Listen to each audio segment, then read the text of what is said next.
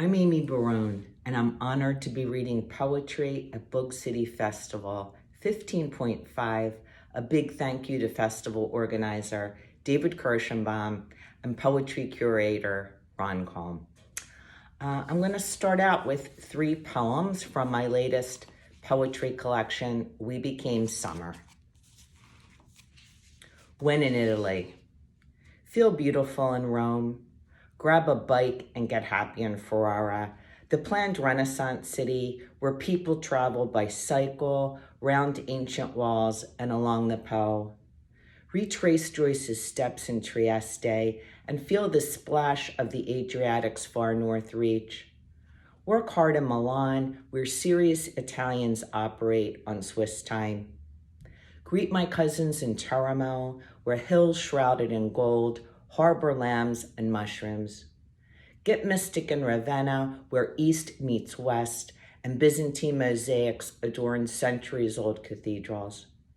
Uncover Italy's true masterpieces in Positano, sea and sky and rock, the big hole in the mountain that resembles, well, anatomy, and then indulge in heaping plates of spaghetti con vongole, pledged to stay forever and never go back. Lessons learned from moths. I learned the art of detachment from a destructive pest, romanticized by poets whose origins go back millions of years. Celestial nomads that feast on leather, wool, silk, felt, and thrive on night taught me to let go of longing. Animal stuff with memories, dolls from a distant dad, an embroidered coat from Gimbals. When I returned to my late mother's home, white larvae covered elegant outfits. Soles fell from Ferragamo pumps. Moths cunningly coached me to occupy now, not dwell in closets lined with past lives, nor focus on nostalgia, tarnished by death and deceit. And the title poem, We Became Summer. Long before we needed protection, we formed tribes and picked a chief. Firstborns have a knack for stirring idolatry. Bike rides energized us on innocent mornings. The sun perfumed our fresh skin before self-awareness replaced laughter and possession replaced play. At dusk, seduction set in, bruises faded, and mosquitoes fled.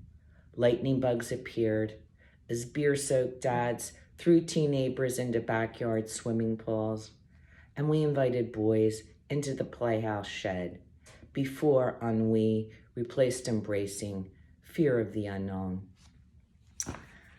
And the next few poems will be from my new book called Defying Extinction, set to be released this summer by Broadstone Books. Swimming on the moon. A yellow ribbon of angst floats above. During the lockdown, some spent days baking bread, while a friend nearly starved to death, driven to the ER by fear and seclusion. A magnet for benign and wicked misfits, I pull a mask over distress, pluck thorns from my sides, and spend fitful nights asleep with people still in my system.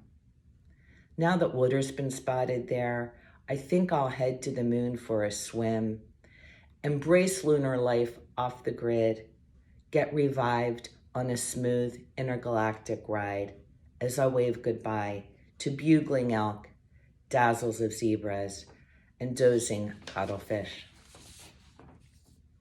The head nut. Aromas of French roast and saline cinnamon intoxicate. Barrels of nuts and spices fill the store, where I unearth hard-to-find ingredients, cashier checks preferred. I'm lured by a pile of Easter candy whose sugary thin wafer, when I was a kid, reminded me of communion hosts. Strips of red licorice transport me to my father's den, where he kept a stash of sweets in a drawer.